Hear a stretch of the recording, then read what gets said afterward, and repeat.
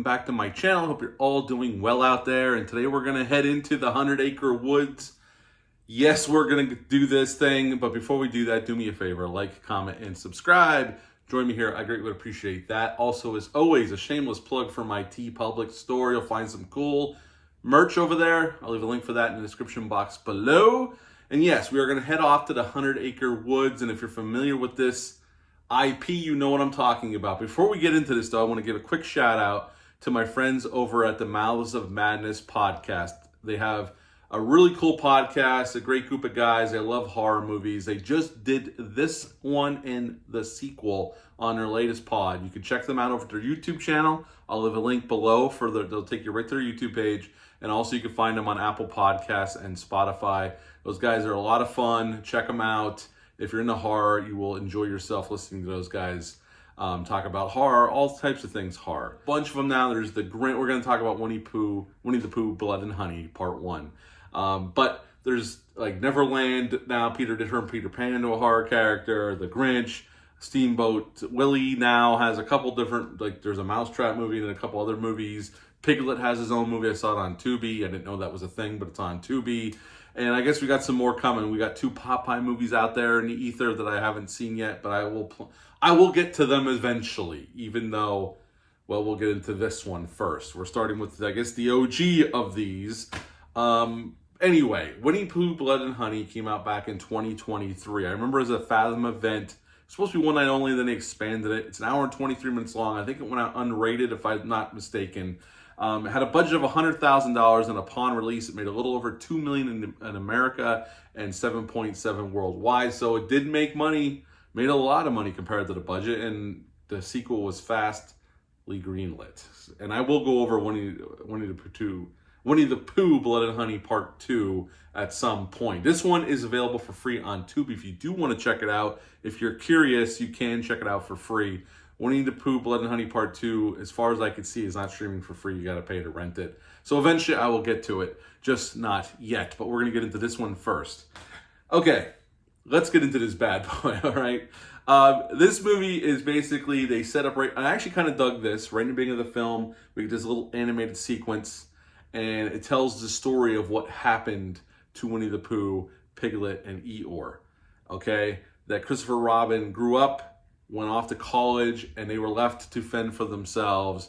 And the first winter, they were starving. They ended up eating Eeyore, and they returned to their feral state. So now they are not the nice, kind Piglet and Winnie the Pooh. They're very feral, and basically what they end up being is hillbilly slashers. That's what they are in this film, so let's not sugarcoat it. So fast forward a little bit, 5 years later, however many years later, Christopher Robin comes back to the 100-acre woods. I think it's 5 years later, with his wife in tow. I believe it's his wife. It doesn't really matter. It doesn't matter at all in terms of the plot. He wants to introduce her to Winnie the Pooh and Piglet, and things don't go well. They hide out in Pooh's treehouse.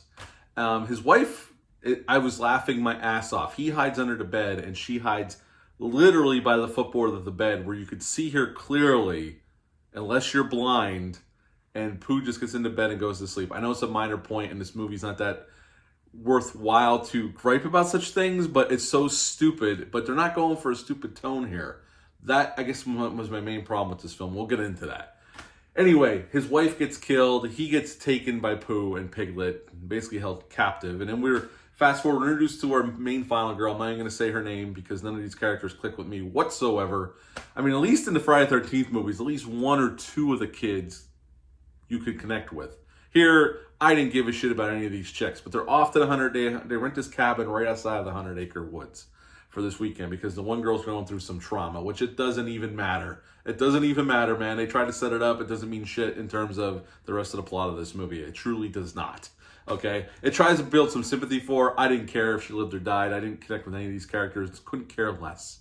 But anyway, basically what this boils down to is it's a meat and potatoes slasher film. Although I would say it's not done very well. It's not I can't even say if it's okay. It's not very good. Let's put it that way. You can tell this is a low budgeted film. The way it's shot, a lot of shaky cam being used. It's a slasher film. Okay, we got Piglet and Pooh running amok, killing these chicks. Okay, and Then we get a scene right out of Halloween Kills at one point. Pooh is surrounded by these rednecks that look like they're out of the Australian outback from Mad Max, and he kills them all. And pretty much at the end of the movie, nobody's left alive except for Christopher. That's it. That's it. That's it. And the movie just ends. It just ends, and the editing at the end of the film is atrocious. Like, there's like, I don't know what happened. It might have run out of money, but the editing at the end of the film is just awful. My God, it's bad. It's for a movie. I know they didn't have a ton of money, but still, the editing at the end, it's like there's scenes missing, like, or there's like little clips of scenes missing. It just jumps. It jumps, and it's just weird. It's bizarre, but whatever. This movie's not worth that much complaining over. All right, what to like about this film? Okay, they do throw the carnage candy around. Okay, there are a couple really gory kills. So if you can get entertainment out of it on that level, which I can, there was a few kills where I'm like, okay, for the budget they had, that was quite impressive. Although a lot of the times, even though there's gore there, it's either looks like they use CGI blood, which there's some gory kills here. So on that level, you can have some fun with it. Okay. The characters are dog shit. Didn't give a shit about any of them. They lived, died, whatever. It didn't matter. I didn't connect with any of them. Didn't even care.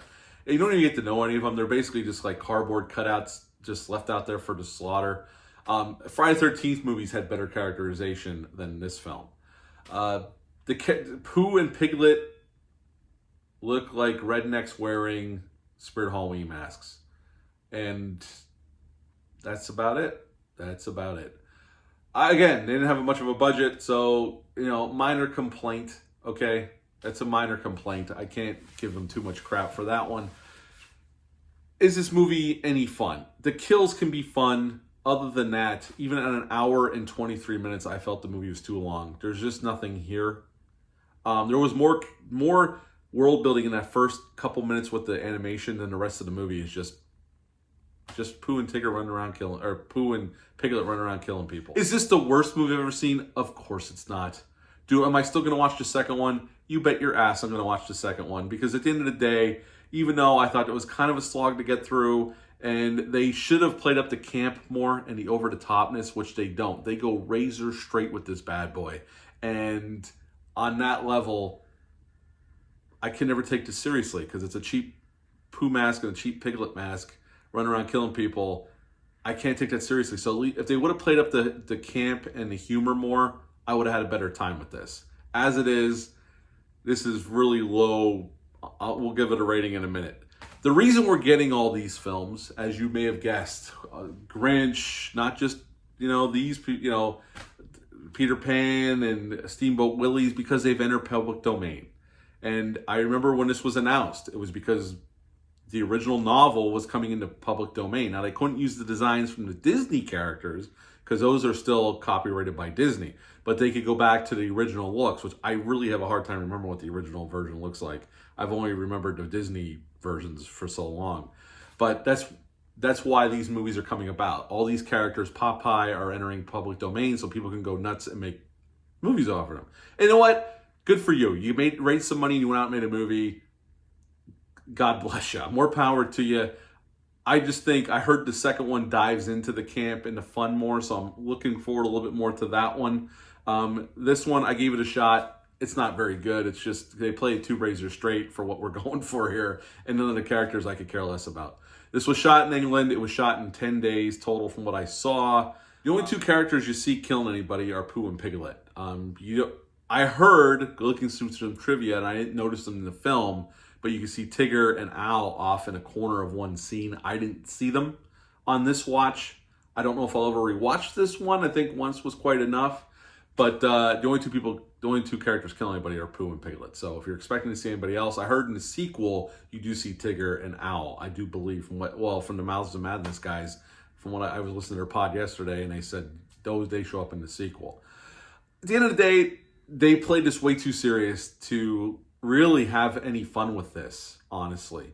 And with the cheap masks and, it's just like two hillbillies with cheap Halloween masks on. It's what it looks like, which is fine. It's fine. I just think they didn't tap into what they should have gone with, because it's hard to take these characters seriously in this spot. But if you're having fun and you're going for over-the-top campiness, there's some gold to be mined here. I don't doubt that at all. I can see a universe where this works if you go in that over-the-top camp direction and throw the blood around liberally. And please don't use CGI blood in further sequels. Please, for the love of Christ, don't do that. But at the end of the day, I watched it. That's the best I could say about it. I would give this bad boy a 3 out of 10. 3 out of 10 for Winnie the Pooh, Blood and Honey. It's on Tubi if you want to check it out, if you're curious. I want to thank the Mouths of Madness guys for putting me on to this. I was curious. I was toying around with doing these, but I'm like, I don't know. But listening to them, they inspired me to go down this rabbit hole. This is one of many. I will watch more of them as we go along. Not in a quick succession, but I will from time to time check in on this little kids characters running amok and killing a bunch of people new genre that we're creating here, I guess. So, but at the end of the day, 3 out of 10 for this one. Have you seen this one yet? Leave a comment down below. Let me know. Hit the thumbs up, hit the subscribe button, share this video. I greatly would appreciate that. That's it for this one. I'll be back soon with another review, but until next time, bye.